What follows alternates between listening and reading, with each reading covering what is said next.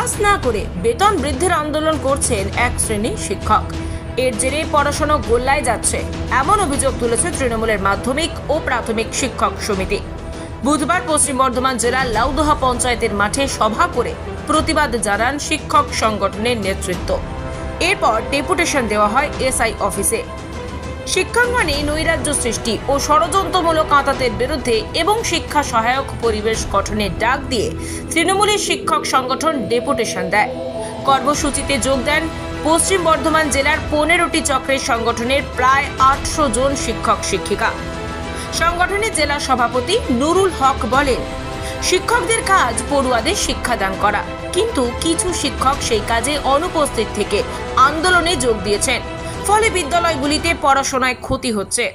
আন্দোলনের নামে বিদ্যালয়ে যারা অনুপস্থিত থাকছেন তাদের বিরুদ্ধে ব্যবস্থা নিতে হবে। দুর্গাপুর উত্তর সার্কেলের চক্রের সামনে পশ্চিমবঙ্গ তৃণমূল মাধ্যমিক শিক্ষক সমিতি এবং পশ্চিমবঙ্গ তৃণমূল প্রাথমিক শিক্ষক সমিতির যে শিক্ষক শিক্ষিকারা আছেন তাদের যৌথ উদ্যোগে আজকে ডেপুটেশন হচ্ছে। এই এলাকার আমরা দেখেছি যে একজন শিক্ষক অন্যান্য পেশার থেকে আলাদা, তাদেরকে সমাজের প্রতি দায়বদ্ধতা তাকে সুনাগরিক তৈরি করে। আমরা দেখছি কি শিক্ষক নিজেদের মাইনে বৃদ্ধির লক্ষ্যে একটা সংগঠনের জন্ম হয়েছে রাজ্যে, নিজেদের স্যালারি ইনক্রিজ করার জন্য, এবং সেই মাইনে বৃদ্ধি অর্থাৎ ডিএ আন্দোলনের নামে ডিএ আন্দোলন করতে পারে। তার পেশাগত আন্দোলন, একটা শিক্ষক ডিএ আন্দোলন করতে পারবে, সেই আদর্শ নিয়ে ভারতবর্ষের সংস্কৃতি নয়, কিন্তু বাংলার সংস্কৃতি সেটা নয়। আমরা দেখেছি এইরকম একটা নিজেদের নোংরা স্বার্থ চরিতার্থ করার জন্য, নিজেদের পয়সা বৃদ্ধি করার লক্ষ্যে দীর্ঘদিন যাবৎ বিভিন্ন এই জেলার বেশ কিছু শিক্ষক বিদ্যালয়ে উপস্থিত না থেকে তারা কলকাতায় নয়দালন করছে।